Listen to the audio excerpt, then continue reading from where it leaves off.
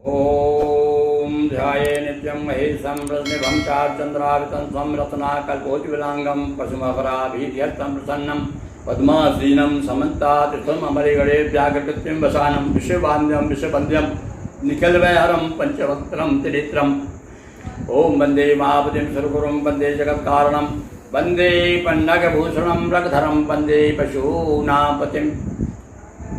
आदरणीय धर्मप्रेमी सज्जनों, श्राद्ध का समय चल रहा है और जैसा कि आप सब जानते हैं कि श्राद्ध के समय विशेष रूप से भागवत और भगवत गीता और भागवत महापुराण के सुनने से, भागवत कराने से, इसका पारायण करने से, कथा सुनने से हमारे पितृ बहुत प्रसन्न होते हैं। तो ऐसा सहयोग आया है कि अभी भागवत की कथा भी चल रही है और इस समय भागवत के अंतर्गत भगवान शिव का चिंतन चल रहा है।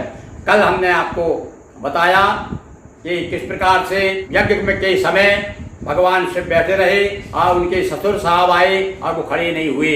उससे नाराज होकर के दक्ष महाराज ने उनको अपमानित किया और नंदी बाबा ने उनको श्राप दिया और उसके बदले में भृगु ऋषि ने भी शैवों को श्राप दिया। ये कथा हमने आपको सुनाई और आज अब आप देखिए कि इसके बाद में दक्ष महाराज जो है बदला लेने के लिए, अपमानित करने के लिए भगवान शिव को एक यज्ञ की रचना करते हैं और वही प्रश्न सबको बुलाते हैं। जैसे महालक्ष्मी के व्रत में बताया ना, कुंती को नहीं बुलाया गया था, यहाँ भी वही बात है, भगवान शिव को नहीं बुलाया। जब सती को पता चला कि मेरे पिता यज्ञ कर रहे हैं तो मुझे जाना चाहिए। देखो भाई, मायके के प्रति पुत्री पवित्र किए कुल दो, और जो पुत्री होती है वो समान रूप से पति और पिता के प्रति प्रेम कम नहीं होता, बराबर प्रेम रहता है। तो मना करने पर भी सती नहीं मानती है और यज्ञ में चली जाती है। अब देखिए आगे क्या होता है। आज हम यह प्रसंग आपको सुना रहे हैं। वे प्रजापति अधिपति यज्ञ किया एक बार, नहीं बुलाए शिव शिवा करना था पुकार। उनका सत्कार ना करके अपकार करना था, तिरस्कार करना था, इसलिए शिव शिवा दोनों को बुलाया नहीं गया। भव्य यजन का कर आयोजन, गए बुलाए सुर नर मुनिजन। सब लोगों को आमंत्रण दिया किंतु भगवान शिव को नहीं बुलाया।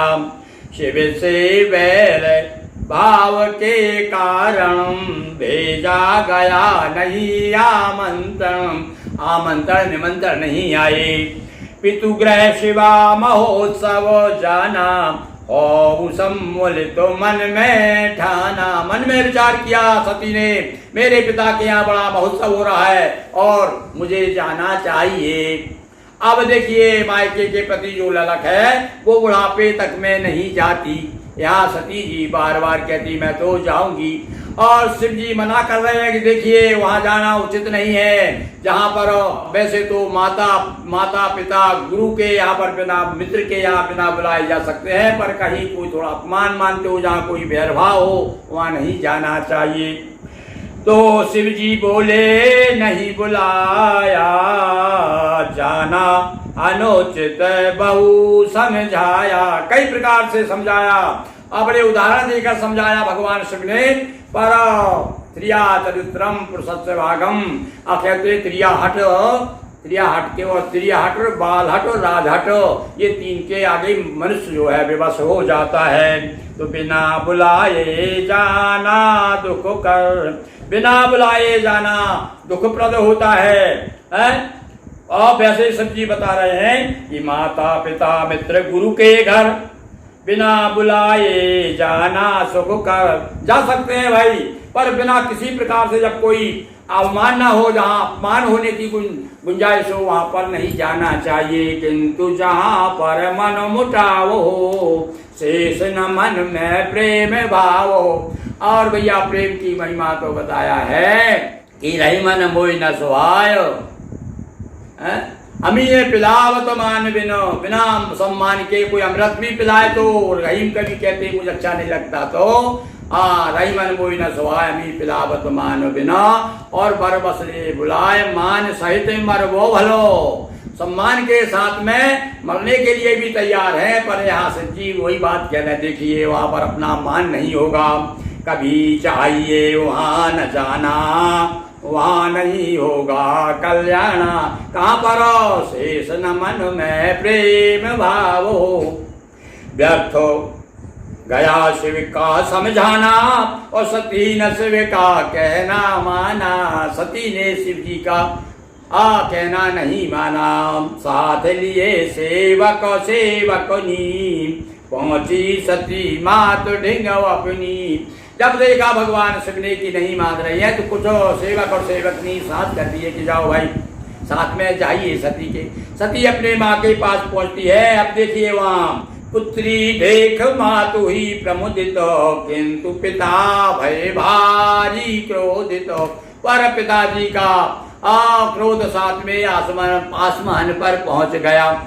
माँ तो बड़ी प्रसन्न हुई, सहज भाव से, अरे देखो मेरी बेटी आ गई, सती आ गई। सबसे छोटी पुत्री थी सती, तो शिव के कारण दिया न माना, सती सा यह भी अपमाना। अब जब पिता ने सम्मान नहीं दिया तो यह भी सहन कर लिया उन्होंने, कोई बात नहीं है, मेरी माँ तो मुझसे प्रेम से मिल रही है, ये तो सब कुछ उनको सहन हो गया है। पिता का अपमान भी सहन कर लिया। पर यहाँ पर महिमा बताइए कि एक पत्नी के लिए पिता से भी बढ़कर पति होता है, क्योंकि सारा जीवन तो समर्पित उसने पति को कर दिया है, इसलिए पति को विशेष रूप से सम्मान दिया जाता है। किंतु यज्ञशाला जब देखा, सब देवों का भाग विशेषा। और वहां से थोड़ी दूर के बाद सबसे मिलकर के अपने परिवार वालों से मिलकर ये आगे बढ़ती है। और जब वहां देखी यज्ञशाला में कि सब देवताओं के जो भाग के नाम से सबकी पूजन के सब बने हुए अलग अलग जो है भाग रखे हुए हैं, पर भगवान शिव का कहीं भाग दिखाई नहीं दिया। घूम घूम कर देखा यागा, दिखा नहीं शिव जी का भागा। और यज्ञ को घूम घूम कर देखा, अरे कहीं ऐसा तो नहीं किसी कोने में बैठे हो शंकर जी, वहां पर उनको आह्वान किया हो, पर वहां कहीं भी नहीं दिखाई दिए। तो यज्ञ भाग से कीना वंचित, लगा सती को भारी अनुचित। पति का अपमान सहन नहीं हुआ, तेरे शिकार शिव का अपमाना, और सती मरण तब मनो में ठाना। वही बात है, मान सहित मरबो भलो, और बिना मान के अब यहाँ पर अपमान हो गया।